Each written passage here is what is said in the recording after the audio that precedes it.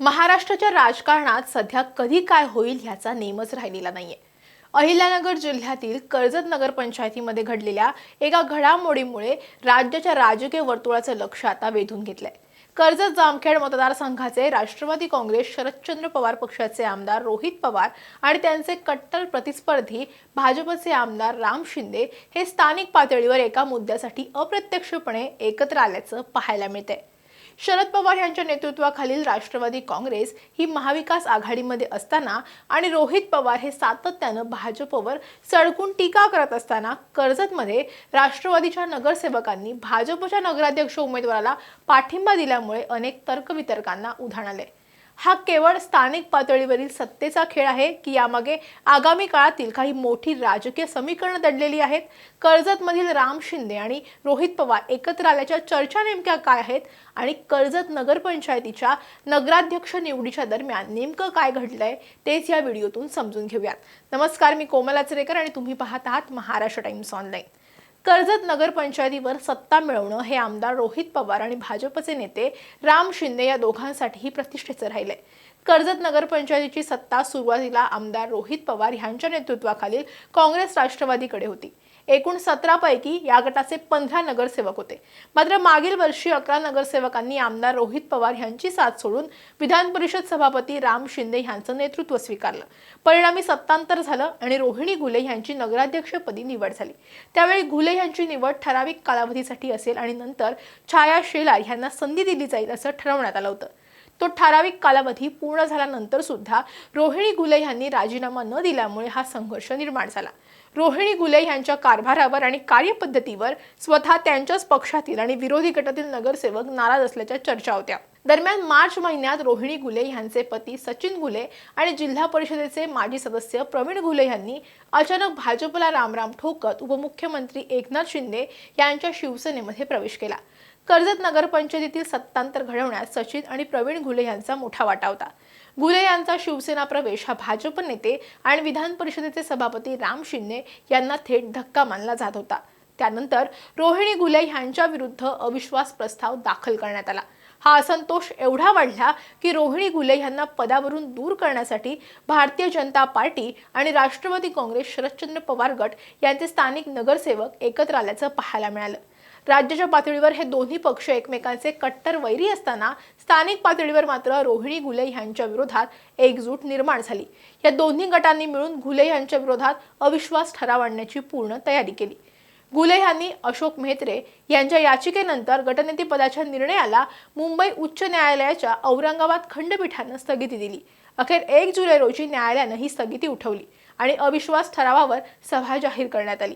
राजकीय गणित पाहता घुले यांच्या सोबत केवळ 4 आणि विरोधात 13 नगरसेवक असल्यानं स्पष्ट होतं।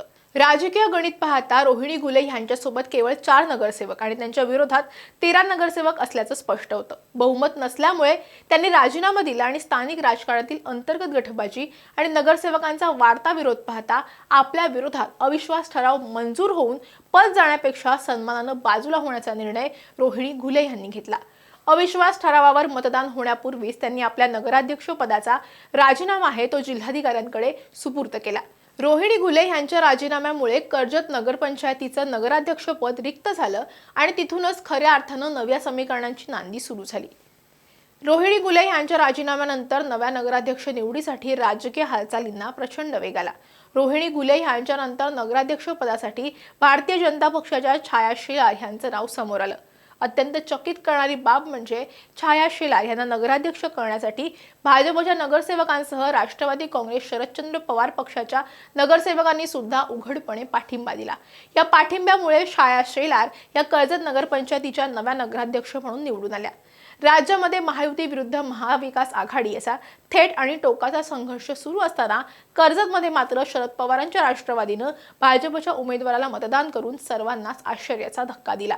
यामुळे कर्जतमध्ये कट्टर विरोधक मानले जाणारे रोहित पवार आणि राम शिंदे एकत्र आल्याच्या चर्चा संपूर्ण महाराष्ट्रात रंगू लागल्या। या धक्कादायक आघाडीनंतर स्थानिक पातळीवर दोन्ही बाजूंच्या नगरसेवकांकडून आणि नेत्यांकडून सारवासारव करण्यात आली। हा निर्णय कोणत्याही पक्षाच्या विचारसरणीशी जोडलेला नसून केवळ कर्जत शहराच्या आणि नगरपंचायतीच्या विकास कामांसाठी घेतलेला निर्णय आहे असं मत स्थानिक नगरसेवकांनी व्यक्त केलं। राष्ट्रवादी काँग्रेस शरदचंद्र पवार पक्षाचे माजी नगराध्यक्ष नामदेव राऊत यांनी 11 महिन्यांपासून गलथान कारभार सुरू होता। कर्जत शहराच्या प्रलंबित विकास कामांना गती देण्यासाठी, प्रशासकीय कामांमधील अडथळे दूर करण्यासाठी आणि नगरपंचायतीमध्ये स्थिरता आणण्यासाठी विद्यमान नगराध्यक्षांना बदलणं गरजेचं होतं। कर्जतच्या जनतेच्या विकासासाठी पाठिंबा दिला असं राऊत यांनी सांगितलंय। स्थानिक पातळीवरील निवडणुका किंवा सत्ता काळात अनेकदा पक्षाच्या चिन्हापेक्षा किंवा विचारसरणीपेक्षा स्थानिक प्रश्न आणि अंतर्गत संबंध महत्त्वाचे ठरतात आणि याचाच प्रत्यय ह्या निर्णयावरून आलाय। राज्यात भाजपवर आणि विशेषतः मुख्यमंत्री देवेंद्र फडणवीसांवर सातत्यानं कडाडून प्रहार करणारे आमदार रोहित पवार या संपूर्ण घडामोडीवर काय बोलतात याकडे सगळ्यांचे डोळे लागले होते। यावर रोहित पवारांनी अत्यंत सावध प्रतिक्रिया दिली आहे। रोहित पवारांना याबद्दल विचारलं असता ते म्हणाले, कर्जत नगरपंचायतीमध्ये जे काही राजकारण सुरू आहे त्याकडे माझं लक्ष नव्हतं। तिथे असलेल्या आमच्या सगळ्या नगरसेवकांनी स्थानिक पातळीवर मिळून तो निर्णय घेतलेला आहे। आणि दुसरी महत्त्वाची बाब म्हणजे तिथे ज्या नव्या नगराध्यक्ष झाल्या आहेत त्या काही भाजपच्या अधिकृत तिकिटावर किंवा भाजपच्या चिन्हावरती निवडून आलेल्या सदस्य नव्हत्या। त्यामुळे तिथल्या स्थानिक राजकारणामध्ये मी सध्या फारसं लक्ष दिलेलं नाही असं रोहित पवारांनी सांगितलंय। रोहित पवारांच्या या प्रतिक्रियेमुळे हे स्पष्ट होतं की त्यांनी या निर्णयाचं थेट समर्थनही केले नाही किंवा आपल्या नगरसेवकांवर कोणती कारवाई करण्याचे संकेत सुद्धा दिलेले नाहीयेत। स्थानिक पातळीवरील निर्णय असं सांगून त्यांनी ह्यातून स्वतःला दूर ठेवण्याचा प्रयत्न केला असला तरी त्यांच्या मतदारसंघातील नगरसेवकांनी त्यांच्या संमतीशिवाय किंवा त्यांना माहिती दिल्याशिवाय इतका मोठा निर्णय घेतला असेल का हा प्रश्न पडतो। कर्जत नगरपंचायतीमधील या घडामोडी अशा वेळी समोर आल्या जेव्हा राष्ट्रीय आणि राज्य पातळीवर शरद पवारांची राष्ट्रवादी काँग्रेस पुन्हा एकदा राष्ट्रीय लोकशाही आघाडीत म्हणजेच NDA मध्ये सहभागी होऊ शकते का अशा चर्चा राजकीय वर्तुळात रंगू लागल्या। अशा संवेदनशील टायमिंगलाच रोहित पवारांच्या मतदारसंघामध्ये भाजप आणि पवार गटाचे नगरसेवक एकत्र येणं याला केवळ स्थानिक राजकारण म्हणून दुर्लक्षित करता येणार नाहीये।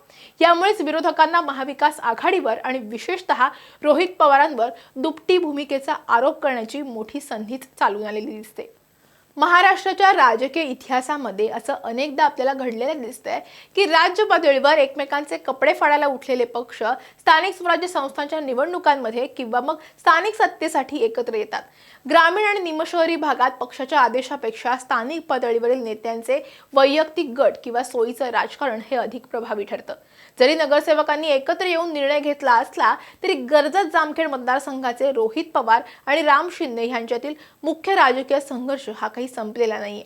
आगामी विधानसभेला ते दोघे पुन्हा एकमेकांसोबत उभे टाकणार हे निश्चित आहे। त्यामुळे या तात्पुरत्या सोयीच्या राजकारणामुळे मुख्य संघर्षाची जी धार आहे ती काही कमी होणार नाहीये। कर्जत नगरपंचायतीला आकारात आलेलं हे नवी समीकरण महाराष्ट्राच्या बदलत्या आणि अस्थिर राजकारणाचं एक उत्तम उदाहरणच म्हणायला हवं।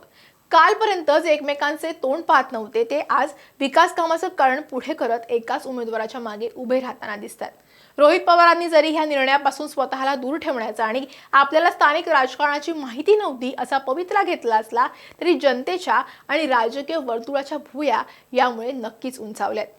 राजकीय विचारसरणी आणि पक्षाची तत्व ही केवळ भाषणबाजी पुरताच मर्यादित असून सत्तेची गणित आणि स्थानिक सोय यावरच राजकारण चालतंय हेच या कर्जत नगराध्यक्ष निवडीच्या निमित्तानं पुन्हा एकदा सिद्ध झालेले आहे। भाजपच्या नगराध्यक्षाला शरद पवारांच्या राष्ट्रवादीनं दिलेला पाठिंबा यावरचं तुमचं मत कमेंटमध्ये नक्की कळवा। व्हिडिओ आवडला असेल तर लाईक आणि शेअर करायला विसरू नका। असेच व्हिडिओ पाहण्यासाठी महाराष्ट्र टाइम्सचं यूट्यूब चॅनल सबस्क्राईब करा, आम्हाला इन्स्टा फेसबुकवरती फॉलो करा आणि हा व्हिडिओ शेवटपर्यंत पाहिलात त्यासाठी धन्यवाद।